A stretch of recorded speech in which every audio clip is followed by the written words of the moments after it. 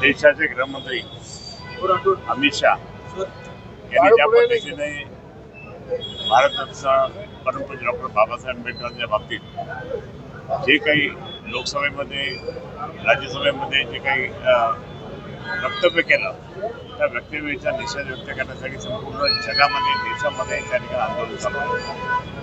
थोर घटनाकार ज्यांनी घटना लिहिली आणि जी घटना लिहिली ती घटना म्हणजे लोकसभे आणि राज्यसभा जी चालवतात त्याच्यासाठी पण ती आहे.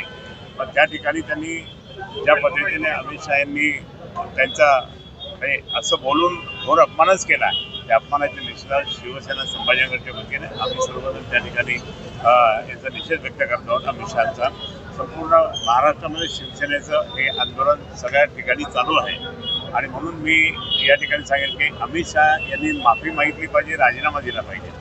माफी मागून राजीनामा दिला पाहिजे.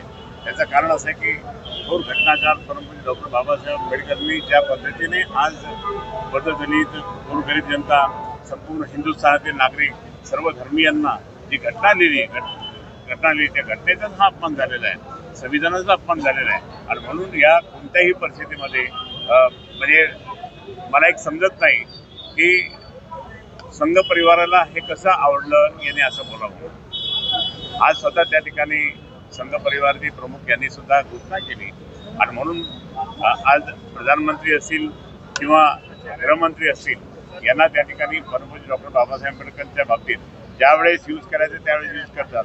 ही Bharatiya Janata party use and throw करणारी आहे आणि म्हणून आता म्हणजे आता त्यांना काही गरज राहिली नाही कारण त्यांचं बहुमत महाराष्ट्रात आलं म्हणून त्यांना असं गरज राहिली नाही परमपूज्य डॉक्टर बाबासाहेब आंबेडकरांच्या म्हणजे त्यांच्या पुण्याची.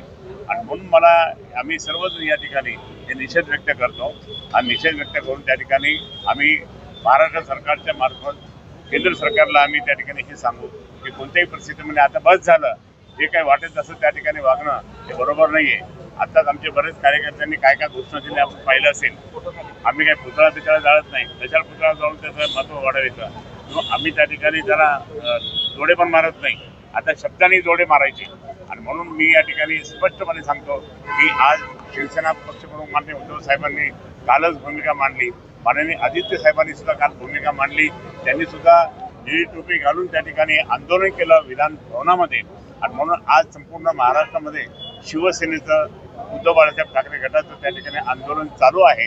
आणि माझी अशी या सरकारला ताकीद आहे, विनंती नाही ताकीद आहे की जर समजा यांनी राजीनामा दिला नाही अमित शहानी तर हे आंदोलन अधिक तीव्र होईल आणि तीव्र होऊन त्या ठिकाणी सर्व जाती धर्माचे लोक त्या ठिकाणी याचा निषेध व्यक्त करेल.